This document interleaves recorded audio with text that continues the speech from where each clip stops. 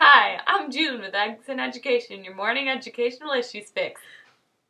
Today, we are going to be talking with Mortimer Adler, author of Padilla, Proposal Rediscovering the Essence of Education, who's in Paris, and John Holt, author of Escape from Childhood, who's in Beijing. How are you doing this morning, Mortimer? I'm doing fine, June, just fine.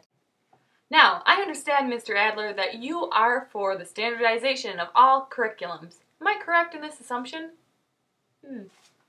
Yes, June, you are very close to the truth. I believe that in order for schools to run progressively and correctly, we need to overcome the inequalities of students' environmental factors.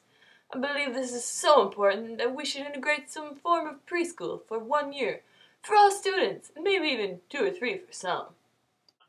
Am I to understand that you are suggesting compulsory preschool education on the public dime? Well, yes, June. Yes, I am. Except that putting it on the public dime isn't necessarily my #1 choice. However, people must begin to see the importance of basic schooling and the advantage that it can provide.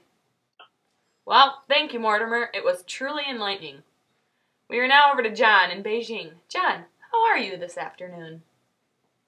I'm doing wonderful, June. Just wonderful. Is it all right if I call you June? Oh yeah, nice sweatshirt. That's fine, John. Now, John, why don't you tell us a little bit about yourself? Well, June, I'm quite the opposite of Mr. Adler, of whom you just spoke. I believe that a standardized curriculum based on the basics of education is one of the, if not the worst thing we can do for us students.